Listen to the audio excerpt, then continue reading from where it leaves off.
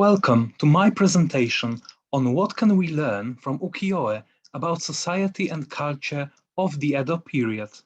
My name is Andrzej Kłak, and I invite you to watch this slideshow that I have prepared about the art of ukiyo-e and its significance in modern understanding of the Edo period. Ukiyo-e is the Japanese art form popular from 17th to 19th century. It was a type of woodblock printing, a technique which allowed a great many copies of the same image to be printed quickly and at a very low cost. The term ukiyo-e can be translated as the pictures of the floating world or the scenes of the world that is constantly changing, floating. The appearance of ukiyo-e started a small revolution in the Japanese society. A single ukiyo-e print cost a little more than a hot meal at a food stall, allowing even the poor to buy and collect art. For the first time, sophisticated art appeared in many houses across Japan. In the slide, you can see typical tools used in the process of creating an ukiyo-e, a woodblock covered with detailed carvings and a set of chisels and picks. On the right, you can see an ukiyo-e of a young woman in kimono by Hishikawa Moronobu, considered one of the very first ukiyo-e makers. Unlike traditional paintings, where every piece was a unique work which required a lot of time to make, ukiyo-e were created in a sort of workshops with the division of labor. The master would design the picture.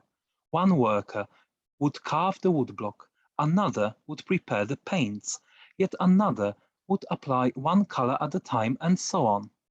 In this ukiyo-e, we can see what a typical ukiyo-e workshop from the Edo period would look like.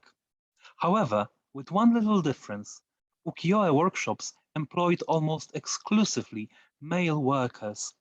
Kunisada drew women instead for comedic purpose.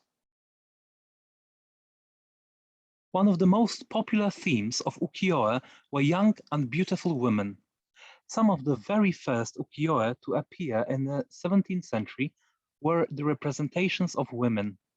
Here, as an example, we can see a woman wiping sweat by Utamaro and a print titled Two Beauties by the father of ukiyo-e, Hishikawa Moronobu. Another popular theme were traditional Japanese theater forms, no, bunraku, and kabuki. Popular actors' images were carved in the wood to be duplicated and sold to theater goers. In this slide, we can see actors dressed as the popular characters and an example of what a theater auditorium looked like in the Edo period. It is worth noting that in the Edo period Japan, like in ancient Greece, female roles were played by men in makeup. The Japanese of the Edo period loved nature and gardens as much as the modern Japanese do.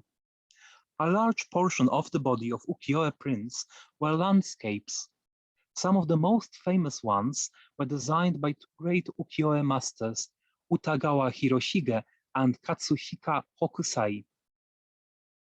They drew nature with huge artistic flair in bold colors and with often very dramatic composition.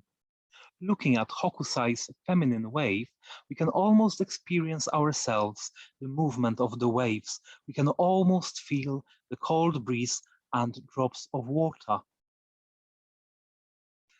The Japanese of Edo period loved ghost stories, and this of course was reflected in the subgenre of ukiyo-e called yureizu, the representations of ghosts, skeletons, and other monsters from Japanese folk tales. I encourage you to take a good look at the Kuniyoshi's masterpiece, Princess Takiyasha summons a skeleton to frighten Mitsukuni. Poor Mitsukuni. The main purpose of ukiyo-e was to fulfill the urge to preserve the passing scenes from everyday life of people from different social classes and standing. Among the examples I chose, you can see a scholar reading a text, a young mother who smokes tobacco while holding her baby, a sumo wrestler standing on a ring. All of them drawn in great detail and with alive, expressive faces. On the lower half of the slide, we can see two scenes of people enjoying sex, with men having their penises drawn disproportionately big. By Western standards of the day, these would be certainly be considered immoral and pornographic and would be banned or cause outrage. However, the Japanese society, unburdened by the Christian teachings of sinfulness of the flesh and Western shame of the body and nudity, welcomed these images and saw them as art and a way of documenting life. So, what have we learned about the Edo period Japanese people from the ukiyo-e I've presented? I believe it is clear that the society of the Edo period was highly sophisticated. Their world was rich and vibrant. They enjoyed theater, poetry, and music. They were sensitive to the beauty of nature. They were what we would call nowadays a high society with developed economy and arts, complicated customs and traditions. Many of them enjoyed liberties and privileges which people in the West of the similar social class could only dream of. They were passionate lovers, dutiful mothers and fathers. They lived in a world with so many restraints and social codes to follow, yet at the same time they tried to experience the beauty and complexity of the world as much as possible. And their dreams and sorrows and daily struggles still fascinate people all around the world in the present day. And that was the end of my presentation. I do hope you found it interesting and insightful and enjoyable. Thank you for watching.